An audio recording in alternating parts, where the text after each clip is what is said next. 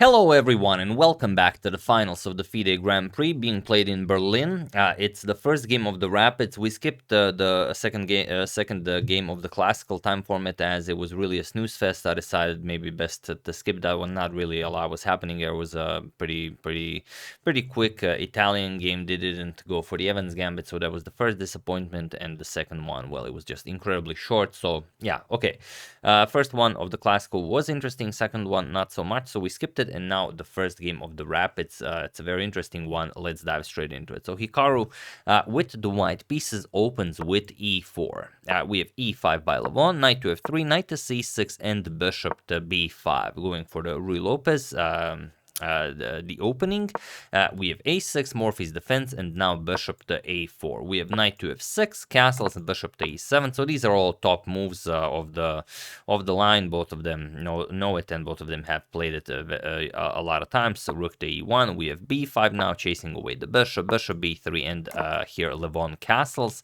We have h3, taking away the g4 square from black's pieces, bishop to b7, and now d3. And now black strikes in the center with d5. We have e captures, knight captures, and now Hikaru can go for the e5 pawn, but it's a very dangerous line. Knight captures on e5, then the knight comes to d4, and then it's just a lot of pressure from black on all sides. Bishop is coming to d6.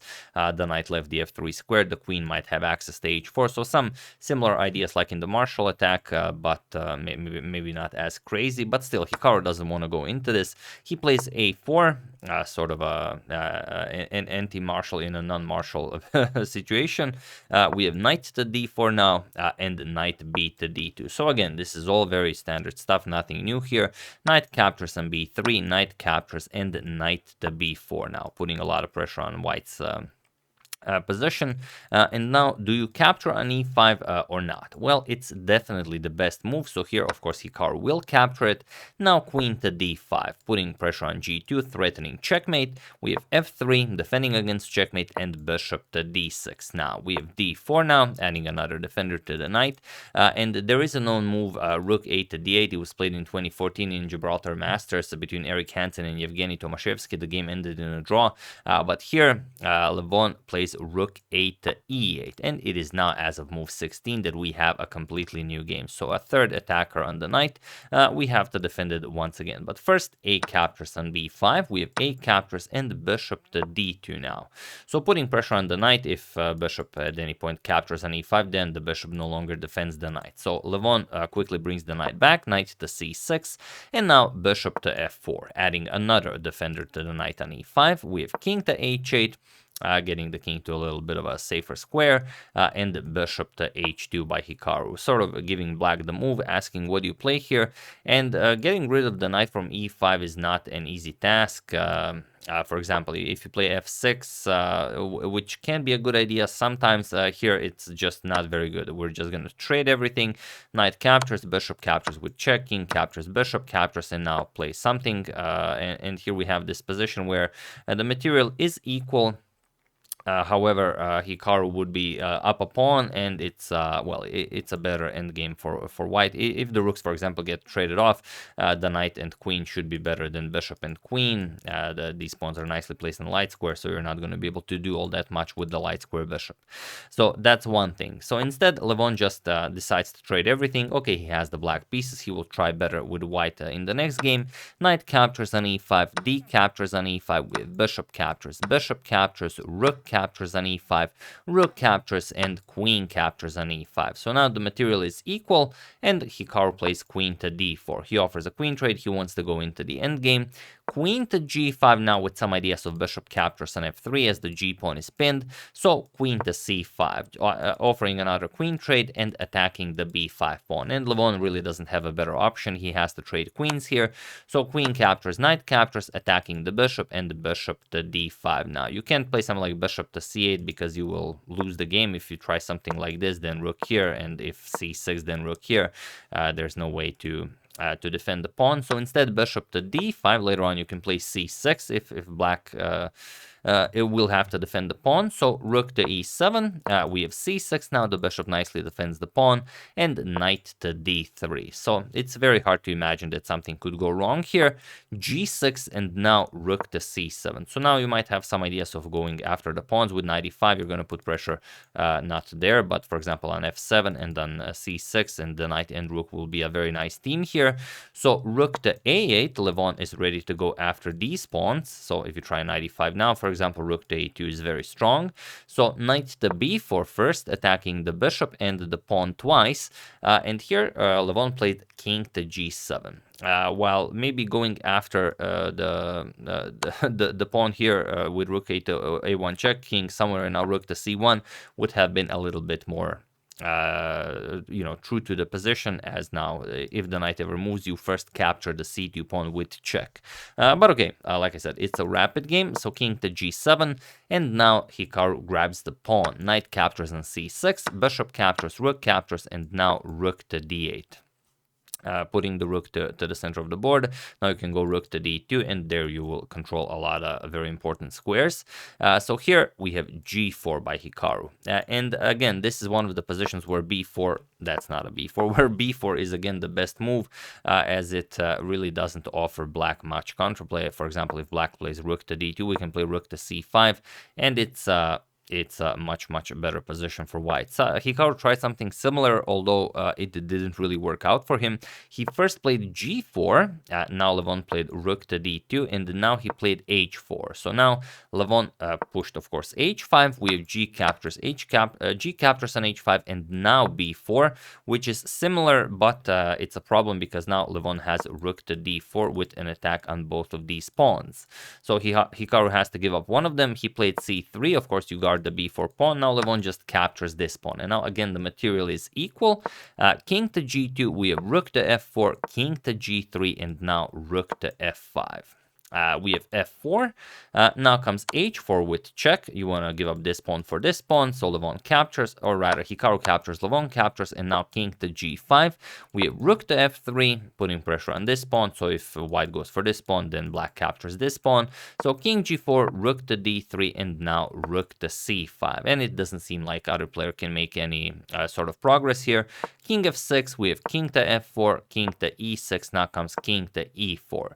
And now the thing is, Levon has to play rook to g3 or rook to h3. But like I said, again, this is rapid, and rook endgames are the most complicated endgames. If you don't know so much of it by heart, you will make a mistake at some point. So here Levon plays rook to d8, and this now is a problem. And Hikaru could very easily take advantage with rook to e5 check. This would force the king, because after rook to e5 check, if the king goes to the d file, you're just going to deliver check, trade rooks, and then the king and pawn endgame is winning. So you're going to have to play king back to f6. Now rook captures, and now the black king is on a pretty terrible square. The two connected pass pawns will be very strong. But okay, Hikaru tried something different. He played rook captures on b5 right away, which is pretty much the same, only the black king is a bit more active here. So rook to d1, now comes rook to b6 with check, king to d7, and now rook to f6. Hikaru goes after the pawn. Also b5 can be played, but Hikaru knows what he's doing. We have rook to f6, king to e7, and now rook to f3. So the passed pawns are nicely defended, and now hopefully Hikaru can start pushing them. King e6, we have rook to d3, offering a rook trade, and this is how you get your king across the d file. So here we have f5 with check, king d4, now comes rook to b1, stopping the advancement of the pawn because the b4 pawn falls. So rook e3 check, we have king to f6, now comes rook to e8. We have f4 by Levon, and now rook to b8. You have to be very careful. If you go after the pawn here, then rook to e1 check, and now Levon wins the game. So instead, after f4, we have rook to b8, now preparing to start advancing the c pawn, but now king to f5. We have b5 now. We have f3 by Levon. Now comes king to e3, going after the passed pawn, and now rook to b3. And this is, again, from a winning position for Hikaru, we now go again into a position that's not winning for Hikaru. So king to d3, we have king to g4, and now king to c2. And interestingly, this position is a draw, but only if Levon plays the absolute best move. If not, then Hikaru wins the game. So just for fun, feel free to pause the video. What would you you play here with white, sorry, with black, while I give you a couple of seconds.